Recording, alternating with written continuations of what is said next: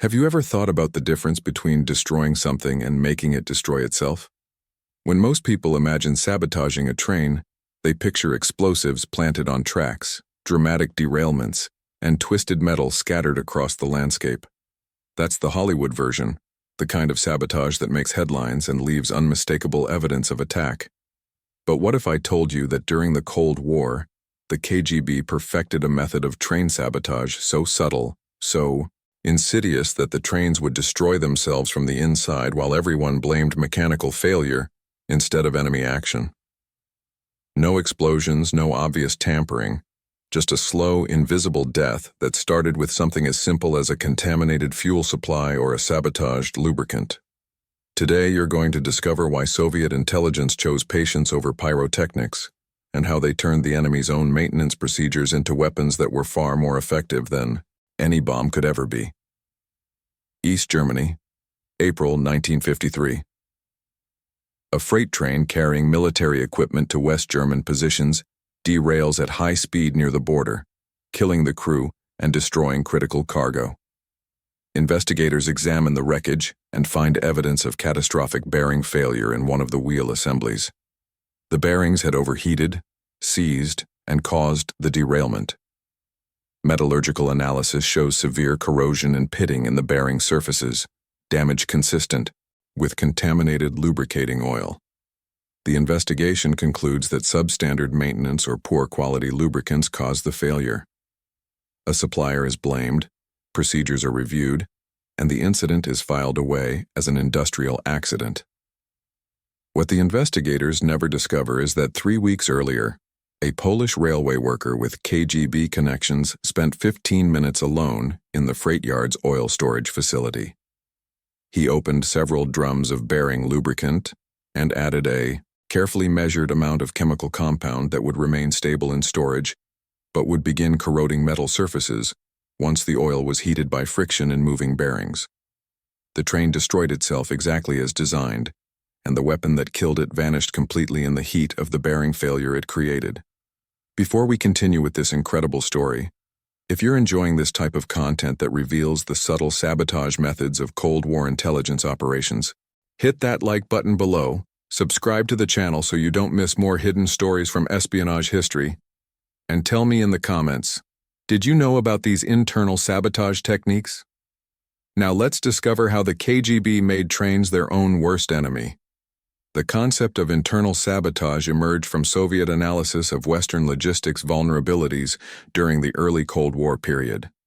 Military planners recognized that NATO's ability to respond to Soviet advances depended entirely on railway networks moving troops and equipment across Europe. Conventional sabotage methods like destroying tracks or bridges had serious limitations. They required saboteurs to expose themselves during placement of explosives.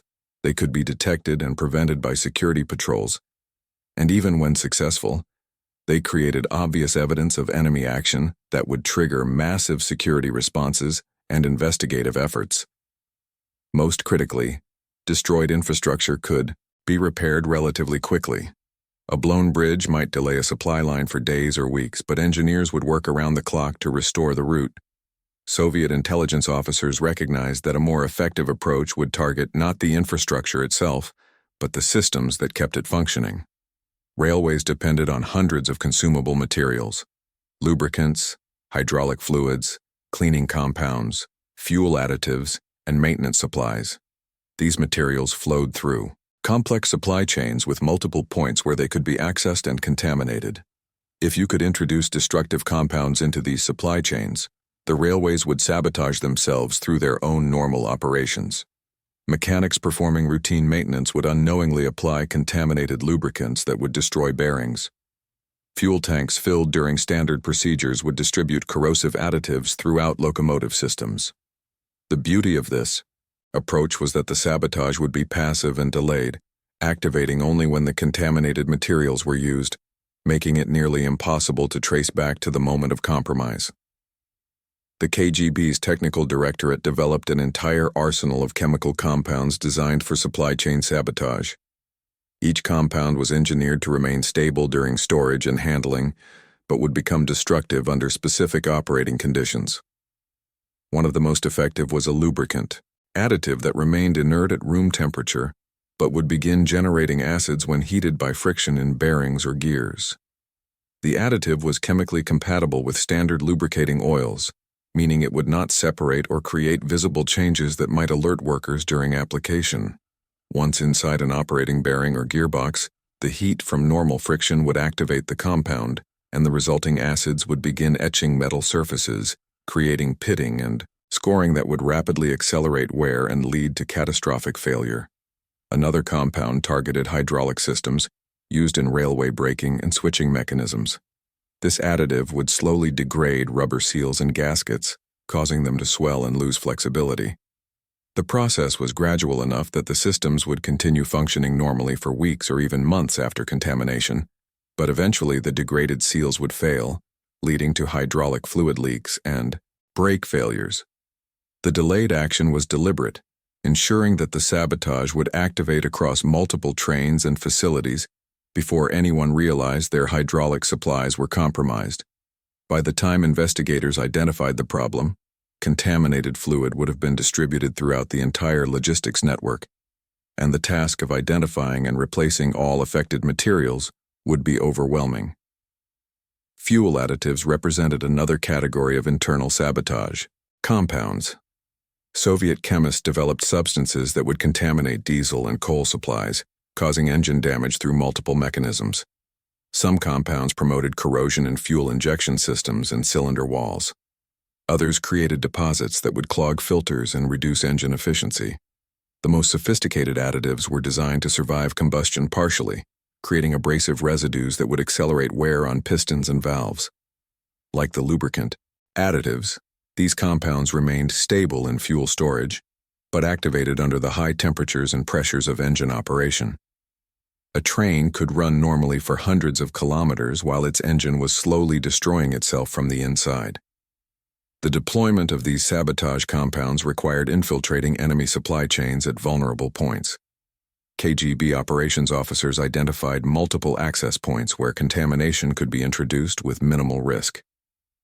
Fuel and lubricant suppliers were obvious targets, and Soviet intelligence maintained networks of agents and sympathizers working in companies that supplied NATO military logistics.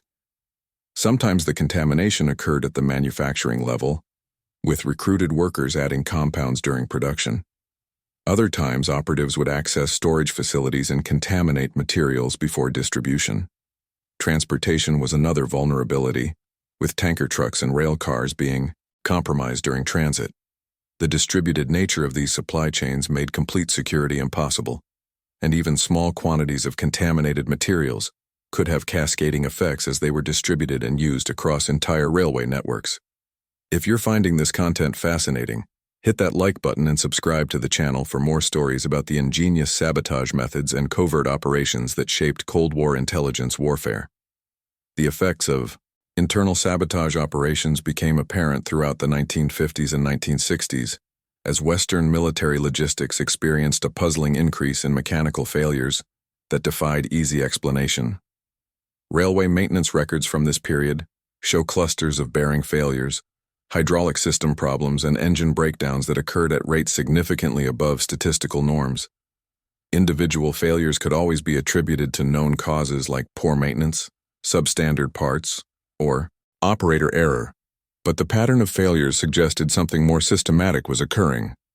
NATO logistics officers noticed that certain supply routes experienced failure rates that were statistically improbable if the incidents were truly random, but they struggled to identify a common cause.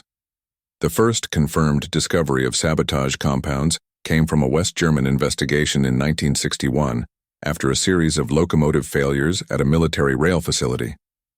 A maintenance supervisor, suspicious of the unusual number of bearing failures in recently serviced equipment, ordered comprehensive testing of all lubricants in storage.